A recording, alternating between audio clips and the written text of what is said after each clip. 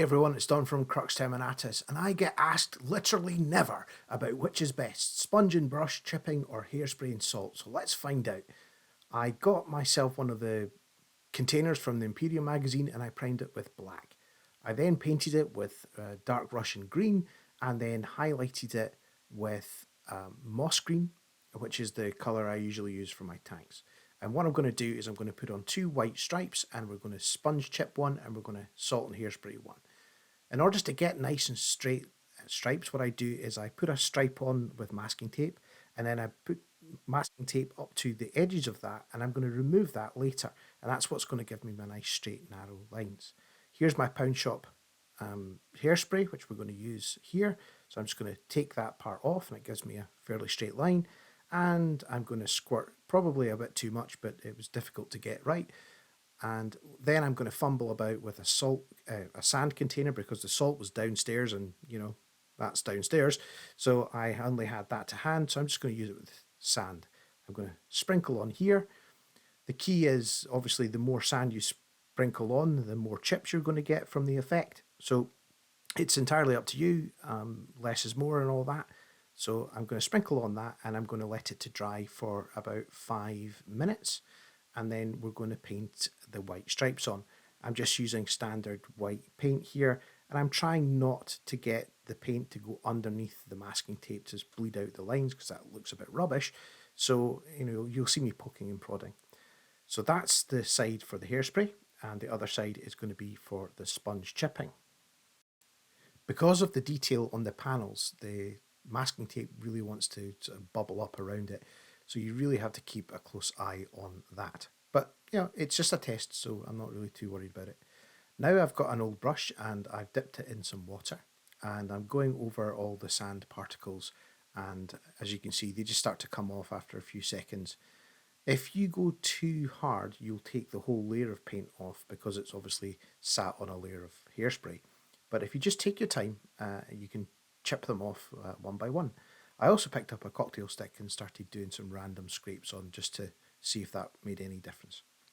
So that's the hairspray side. Now I'm going to do the chipping with the sponge. So I mixed up some moss green and some white and then got a little bit of sponge and just dabbed it on. Again, quite liking that, but I like to do my chipping and scratches with a brush. So I just go in here with an old knackered brush here and I'm going to paint on some random dots. The temptation to cover the whole thing in scratches, it's entirely up to you. If that's the effect you're going for, fill your boots. But it's all too easy to get carried away, and I have done that several times myself. Obviously with the brush, you're in complete control of where you want to put the paint, so it scores points on that basis for me. Now I'm going to just do some extra scratches and dings on the green paint, so the whole container looks scratched up, not just the white lines. So this is me just doing some random scratches and dents with the same mix of the moss green with the white.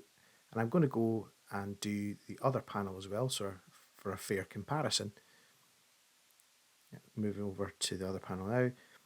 And what I'm going to do is I'm going to use my go-to, which is German Camel Black Brown, and I'm going to come in and colour in some of those scratches with that colour, so that it gives it a sort of 3D appearance. So obviously if you want bigger chips, you do bigger black. If you want shallower chips, you kind of just leave the lighter green colour. So that's pretty much it. I think both of them look okay. The control for the sponging and the paintbrush is really kind of what I would prefer to do. I've turned it upside down, so in case you're wondering, just so you could see, I'm painting in some rust orange there. So that's the effect. So which one do you think is the better, sponge or hairspray? I would definitely go with sponge, but you probably already knew that about me anyway. So that's the orange. It's just any old orange, just watered down slightly to give it some of the rust streaks. So that's the effect, guys. What do you think? Please leave a comment, and feel free to call names or shout insults. But yeah, please like, share, comment, whatever you like. It'd be great to hear from you. Thanks very much, everyone. Cheers. Bye-bye.